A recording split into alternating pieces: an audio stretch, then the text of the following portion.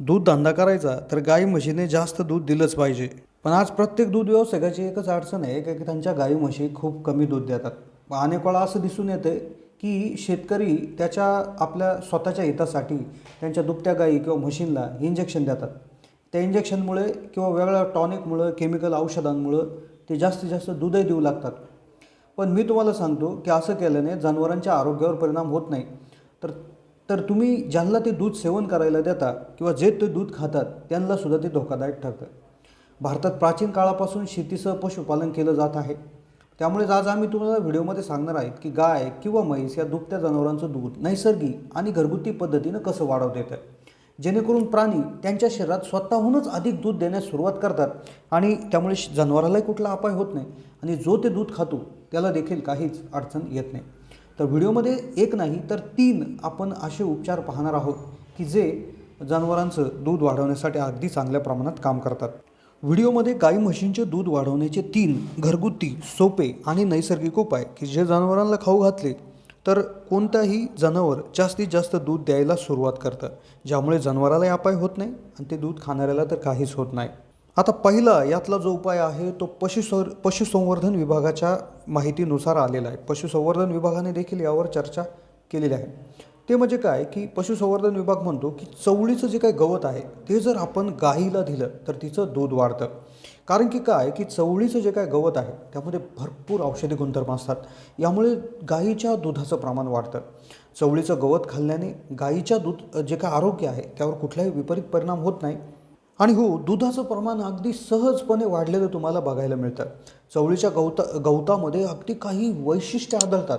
त्यामुळे ते गाई म्हशींना खाऊ घालणं अतिशय फायदेशीर पशुसंवर्धन विभागाने सांगितलेलं आहे. चवळीच्या गवताचं वैशिष्ट्य असं आहे की हे जर गवत इतर गवतांपेक्षा अधिक जास्त पचतं. त्यामध्ये प्रथिनं आणि फायबर हे मुबलक प्रमाणात असतात, जे दुग्धजन्य प्राण्यांसाठी अति आवश्यक आहे. त्यामुळे पशुपालकांनी गाई आणि म्हशींना चवळीचे गवत हे खाऊ घातल्यास त्यांचे दूध नैसर्गिकरित्या वाढू शकतं. आता तुमचा प्रश्न असा येणार की चवळीचं गवत आम्ही कुठून आणायचं? आमच्याकडे पाणीच नाही आहे. तर मग कुठून आणायचं? आमच्याकडे जे उपलब्ध गवत आहे तेच आम्ही चालणार. तर तुमच्यासाठी आहे दुसरा उपाय आणि त्यानंतरचा तिसरा उपाय अशांसाठी आहे की जे काहीच करायचं नाही. हा तिसरा उपाय जर केला तर तुमचं दूध वाढलंच म्हणून समजा. पण आधी जाणून घेऊया दुसरा उपाय, तो देखील पॉवरफुल आहे. पण तिसरा सर्वात पॉवरफुल उपाय असणार आहे. आता दुसरा उपाय जो आहे तर तो म्हणजे गाई म्हशींचं दूध वाढवण्यासाठी घरगुती औषध बनवायचं आहे. थोड्याशा गोष्टी 2-3 गोष्टी याला लागतील, पण एकदा हा सुरू केला तर जो काय उपाय सुरू करण्याच्या कालावधीच्या क्षणार्धात हा उपाय त्या ठिकाणी लागू पडतो आणि जनावरांचं दूध चमत्कारिकरित्या वाढायला बघायला मिळतं. आता गाई म्हशींच्या दुधाचं प्रमाण जर वाढवायचं तर तुम्हाला हे औषध घरीच बनावं लागेल. यासाठी तुम्हाला काही सामग्रींची आवश्यकता असेल, ज्या कदाचित घरात असतील किंवा तुमच्या मार्केटमध्ये आरामात तुम्हाला मिळून जातील. आता यासाठी तुम्हाला काय करायचं आहे, 250 ग्रॅम गहू म्हणजे गव्हाचा भरडा तुम्हाला लागेल. तुम्हाला 100 ग्रॅम गूळ, 50 ग्रॅम मेथी आणि एक कच्चा खोबरा आणि 20 ते 25 ग्रॅम तुम्हाला जिरे त्या ठिकाणी लागतील. आता पदार्थांची लिस्ट पाहून तुम्हाला वाटेल, अरे यार हे तर फार अवघड दिसतंय, आता हे कसं बनवायचं आणि याला खर्च भरपूर येईल. पण ही जी काही गोष्ट आहे ही एकदा द्यायला तुम्ही सुरुवात केली तर ही जनावरांच्या शरीरामध्ये जाता क्षणी दुधाचं प्रमाण प्रचंड मोठ्या प्रमाणावर वाढवते. तर याच्यात काय करायचं आहे, तुम्हाला एकदा बनवायची पद्धत आपण त्या ठिकाणी लक्षात घेऊयात आणि मग नंतर आपण याविषयी कसं द्यायचं हे पाहूयात. काय करायचं आहे, जो सर्वप्रथम गव्हाचा भरडा आहे, मेथी आणि गूळ या 3 गोष्टी शिजवून घ्यायच्या आहेत.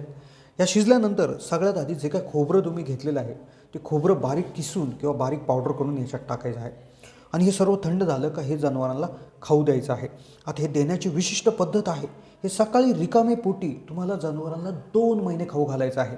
आता जर जनावरांना जे काही वासरू होणार असेल तर ते वासरू होण्याच्या 1 महिना अगोदर तुम्ही त्या ठिकाणी सुरू करायचं आहे.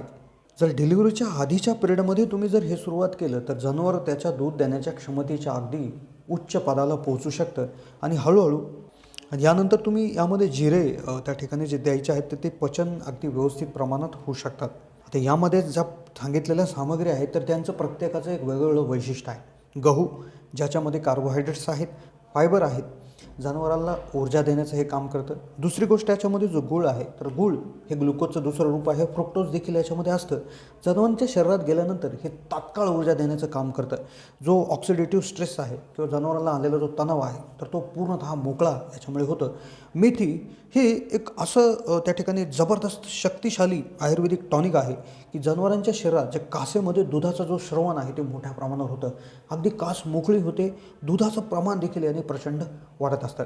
खोबरं ज्यामध्ये प्रोटीन आहे, फॅट आहे. त्यानंतर त्यामधली पुढची गोष्ट जिरे. जिरे हे जर गॅसचा प्रॉब्लेम असेल, पचन क्षमता असेल तर ती जबरदस्त सुधारवतं. तर अशा गोष्टींनी मिळून होणारा उपाय जर 2 महिने केला तर तुम्हाला पहिल्या दिवसापासूनच त्या ठिकाणी हा उपाय पाहायला मिळेल. आता यानंतरचा पुढचा उपाय फार जालीम आहे. आता आधीच्या सांगितलेल्या उपायाला थोडासा शास्त्रीय आधार आहे, पण आता इथून पुढे जो उपाय सांगतोय त्याला थोडासा शास्त्रीय आधार नाही आहे. पण जे अनुभवी पशुपालक आहेत, जे भरपूर दिवसापासून याचा वापर करतायत आणि जबरदस्त रिझल्ट त्यांना मिळत आहे, तो म्हणजे त्यात आपल्याला काय करायचं आहे, 2 गोष्टी. मोहरीचं तेल आणि पीठ, गाईचं पीठ तुम्हाला लागणार आहे. तर आता यामध्ये काय करायचं आहे, 200 ते 300 ग्रॅम तुम्हाला मोहरीचं तेल घ्यायचं आहे आणि 250 ग्रॅम गव्हाचं पीठ घ्यायचं आहे. तर सगळ्यात आधी काय करायचं, हे रात्री तुम्हाला हे द्यायचं आहे. गव्हाचं पिठामध्ये तुम्हाला मोहरीचं तेल 200 ते 300 ग्रॅम एकत्र करायचं आहे. आता हे एकत्र करून तुम्हाला एक गोळा बनवून जनावराला द्यायचा आहे. पण हे दिल्यानंतर एक गोष्ट फार महत्त्वाची लक्षात घ्यायची आहे, कारण की ती जर लक्षात घेतली नाही तर तुमचा रिझल्ट फारसा येणार नाही. तर काय करायचं, हा जो काय गोळा जो तयार होईल तर हा तुम्ही डायरेक्ट जनावरांना देऊ शकता. हा दिल्यानंतर काय करायचं आहे, संध्याकाळी रात्री जेव्हा तुमचं जनावरांचं सगळं झालेलं असेल, चारा पाणी सगळं संपलेलं असेल, तर त्या पिरियडमध्ये हा जाऊन द्यायचा आहे. यानंतर जनावरांना कुठलाही चारा द्यायचा नाही, कुठली पाणीही त्या ठिकाणी द्यायचं नाही किंवा पाण्याबरोबर हे औषध तुम्हाला द्यायचं नाही आहे. यामध्ये पाणी मिक्स करायचं नाही. पीठ आणि तेल, मोहरीचं तेल हे एकत्र करून द्यायचं आहे. हे दिल्यानंतर पाणी, चारा काहीच द्यायचं नाही आणि सकाळपर्यंत जनावरांना काहीच द्यायचं नाही. सकाळी मग तुमचं जे रुटीन असेल ते त्या ठिकाणी चालू करायचं आहे. हा उपाय जरी तुम्ही केला तरी जबरदस्त प्रमाणात याच्यामध्ये दूध वाढलेलं त्या ठिकाणी लक्षात येत असतं. आता हे औषध किती दिवस करायचं, 7 ते 8 दिवस हे जनावरांना खाऊ घालायचं आहे. 7-8 दिवसानंतर हे औषध बंद करायचं आहे. मग या व्यतिरिक्त तुम्ही जनावरांना हिरवा चारा, सुका चारा, पशुखाद्य किंवा तुमचे जे काय गोष्टी आधीच्या ज्या चालू आहेत त्या तशाच चालू ठेवायच्या आहेत, त्या काय बंद होता कामा नये. हा उपाय करताना जनावराला जास्तीत जास्त पाणी पाजणं अपेक्षित आहे. जनावरांना वातावरण व्यवस्थित देणं आवश्यक आहे. वेळोवेळी जनावरांना धुणे, त्यांच्या कासे भोवती व्यवस्थित साफ करणे, मालिश करणे, त्यांचा चारा पाणी वेळेवर करणं, त्यांच्या दूध देण्याच्या 2 टायमामध्ये 8 ते 8 तासाचा गॅप ठेवणे, दूध काढण्यासाठी मिल्किंग मशीनचा वापर करणे, तज्ज्ञ कामगाराकडूनच दुधाची त्या ठिकाणी हे काढणं. तर अशा गोष्टींची पालना देखील तुम्ही करायची आहे. तर नक्कीच हे तिन्ही उपाय जे काही तुम्ही कोणताही यातला उपाय जर केला तर तुमचं दूध वाढवू शकता. दुधावर फॅट देखील वाढलेली लक्षात आलेली आहे तिसरा उपाय केल्यानंतर. तर कसे वाटले उपाय कमेंटच्या माध्यमातून कळवा. तुमचा स्वतःचा एखादा उपाय जर असेल तर तोही कमेंटच्या माध्यमातून कळवा. आम्ही नक्कीच तो चॅनलच्या माध्यमातून देऊया.